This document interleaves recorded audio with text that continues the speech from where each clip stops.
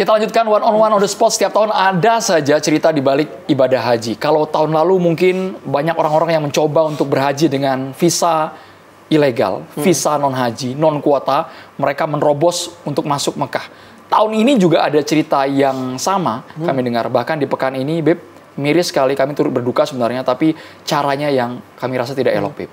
Masuk ke Mekah lewat jalur gurun, kata Beb tadi kan, dulu pernah ya, Beb, lewat jalur gurun, 3 orang. Dari lokasinya, Habib juga tahu pasti dari mana. 1 orang meninggal karena dehidrasi, Beb.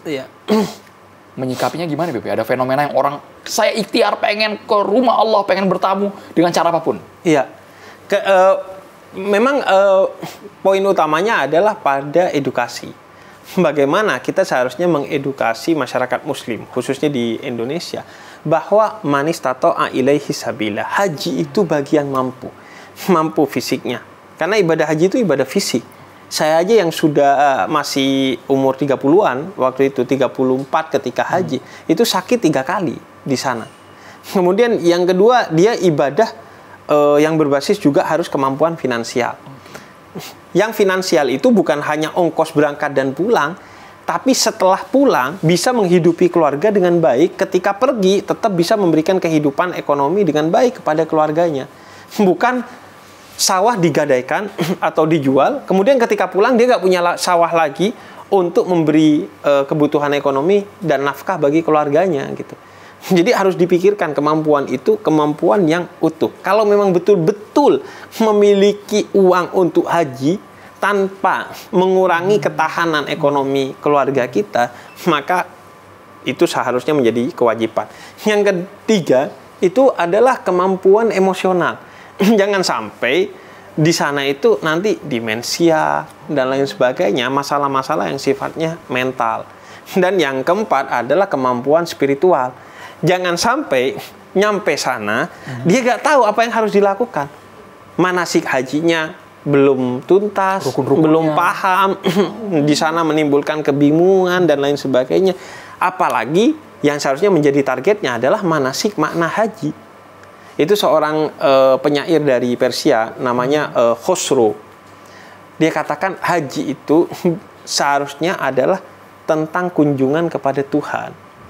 Sehingga yang dipelajari bukan manasik ritualnya saja, tapi manasik maknanya. Apa maknanya sa'i? Apa maknanya tawaf? Bukan sekedar muter-muter aja gitu. Kalau sekedar muter-muter aja, berarti kamu sudah pergi ke Mekah, bukan sudah berhaji.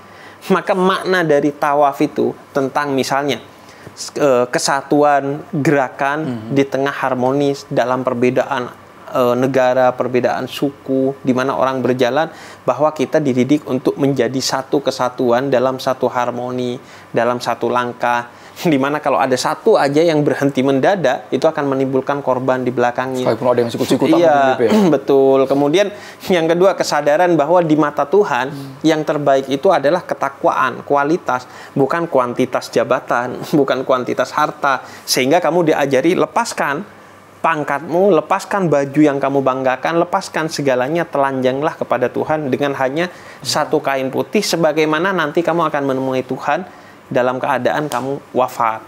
Jadi makna-makna itu seharusnya digali, diedukasi tentang kemampuan itu, sehingga orang tidak akan melakukan haji yang sifatnya ilegal, tidak akan melakukan haji dari duit korupsi. Hajinya sisa, tapi secara makna duit korupsi itu seharusnya dikembalikan kepada pemiliknya, bukan malah digunakan untuk modus money laundry berbasis agama, sehingga Anda merasa duit Anda menjadi baik-baik saja setelah berangkat haji gitu. Mensucikan diri ceritanya. Mensucikan diri. Kemudian yang ketiga juga tentang kesadaran bahwa jangan sampai ketika haji itu kemudian menimbulkan derita bagi diri kita dan orang lain dan keluarga yang kita tinggalkan. Ya. Tapi kan ada pandangan seperti ini juga. Ya Bebe, kapan lagi haji? Sekali seumur hidup saya mau, mohon maaf nih, mungkin ketika di Indonesianya dia mau utang kanan, utang kiri, jual aset demi ke tanah suci, Bebe. Yang penting ya ke rumah Allah dulu, karena ya hunus umur kan, Bebe. Iya. Ada yang memaksakan gitu, Bebe. Mungkin karena ya, itu fenomena yang terjadi, Bebe. Karena itu kita harus sadari bahwa haji itu adalah panggilan dari Tuhan. Karena itu kita ke sana bilangnya labbaik, menjemput panggilan Tuhan. dia bukan utamanya bagi orang yang mampu, tapi bagi orang yang terpanggil. Yang terpanggil pasti Allah mampukan. Yang mampu belum tentu Allah panggil. Mungkin dia ke sana, tapi karena tidak dipanggil, maka dia tidak akan bertemu dengan Tuhan di sana. Dia bertemu dengan askar doang. Dia bertemu dengan bangunan kubus yang disebut dengan Ka'bah. Tapi ada orang yang tidak ke sana, tapi Tuhan memanggilnya, maka Tuhan menemui dia. Ada banyak kisah orang yang tidak berangkat haji, tapi dia menjadi haji yang mabrur. Salah satunya di zaman pasca sahabat Nabi, namanya zaman tabi'in. Itu ada seorang namanya Ali Al-Muwaffaq, 30 tahun, tukang sol sepatu, nabung untuk berangkat haji. Beberapa bulan mau berangkat haji, dia dapati tetangganya seorang perempuan tua umur 70 tahun, janda dengan 6 anak, kelaparan. Dia berikan semua dana hajinya kepada perempuan itu agar bisa makan dan bisa berdiri mandiri dengan uangnya sendiri untuk memberi makan dirinya dan keluarganya. Dan akhirnya Ali Al-Muwaffaq ini didatangi oleh seorang namanya Abdurrahman Al-Mubarak yang berangkat haji, ketiduran di Masjidil Haram, dan dia bermimpi semua jamaah haji pada saat itu tidak diterima hajinya kecuali Ali Al-Muwaffaq. Dan karena Ali Al-Muwaffaq ini semua jamaah haji mendapatkan keberkahan dan hajinya akhirnya diterima oleh Allah. Tidak berangkat haji menjadi haji yang mabrur. Kesadaran itu harus ditumbuhkan, edukasi itu harus ditumbuhkan. Maka siapapun, khususnya tokoh agama, khususnya travel haji dan umroh, khususnya pemerintah, jangan mendorong orang untuk haji secara tidak proporsional. Kadang kan tokoh-tokoh agama, para travel, pemerintah mendorong orang untuk berangkat haji hingga di titik yang tidak proporsional, dan akhirnya orang memaksakan haji di tengah umur yang sudah tidak mumpuni, kesehatan, waktu tunggunya panjang sekali, waktu tunggunya panjang, dan lain sebagainya. Sehingga kemudian akhirnya nilai utama dari haji itu hilang. Jadi haji itu murni adalah panggilan Allah, sekalipun kita punya uang banyak ya, Beb. Nggak bisa Belum tentu dibeli. kita terketuk untuk berangkat ke tanah suci. Buktinya yang furoda tahun ini beberapa ribu yang gagal, dan kita prihatin dengan itu. Buktinya itu faktanya. Mereka yang punya duit banyak tidak bisa membeli haji. Di sana Anda akan merasakan Tuhan hadir di sana. Karena kenapa? Tamunya Allah itu betul-betul orang yang dipanggil karena ingin ditemui oleh Allah. Yang tidak ingin ditemui tidak akan bertemu dengan Tuhannya di sana meskipun sudah sampai ke sana.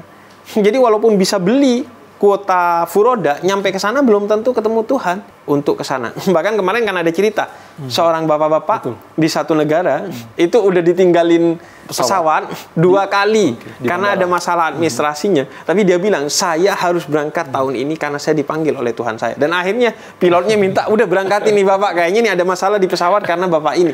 Artinya, siapa yang dipanggil olehnya, maka akan ditemuinya. Dan siapa yang tidak dipanggil, tidak akan ditemui meskipun sudah sampai ke Makkah. Berapa banyak orang yang pulang haji, dia gak berubah. Padahal ciri haji mabrur, kata Nabi Muhammad, dia berubah. Kata-katanya dan sikapnya jauh lebih baik. Kata-katanya tidak lagi busuk, dan sikapnya selalu memberi kebaikan kepada orang lain.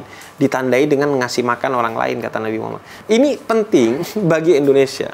Semua stakeholder, baik pemerintah, kemudian ulama, kemudian travel, harus bersama-sama memperbaiki pemaknaan haji kita. Bukan hanya pelayanannya. Agar kita betul-betul menjadikan haji ini sebagai momentum untuk memperbaiki bangsa ini. Bayangin, setiap tahun kita kirim berapa jamaah haji? 240.000 jamaah haji. Kalau dari 240.000 jamaah haji itu, jangankan 10%. Kalau 10%-nya kan berarti 24.000. Jangankan 1%, 2.400, 0,1% aja. Berarti 240 aja menjadi haji mabrur, bangsa ini akan berubah menjadi bangsa yang jauh lebih baik. Karena 240 orang itu kalau ditempatkan di pos-pos kepemimpinan yang strategis di Indonesia, Indonesia akan menjadi negara maju, baldatun thayyibatun wa rabbun ghafur, kata Al-Qur'an. Negara yang begitu sejahtera dan begitu mulia. 0,1% setiap tahun ada jamaah haji yang mabrur aja, Indonesia berubah. Tapi tiap tahun kita kirim 240.000 orang berangkat haji, dia pulang, tidak membawa perubahan ke Indonesia. Karena kenapa? Karena tidak ada pemaknaan. dalam haji itu. Soal makna mabrur, kita ingin perubahan yang kafah, yang menyeluruh, bukan hanya gelarnya, titelnya saja, ya, Bib, kalau di Indonesia, tapi juga perilaku, sikap, mungkin emosi, dan juga menebar kebaikan. Sesaat lagi, Bib, kita bahas. Tetaplah bersama kami pemirsa di One on One on the Spot.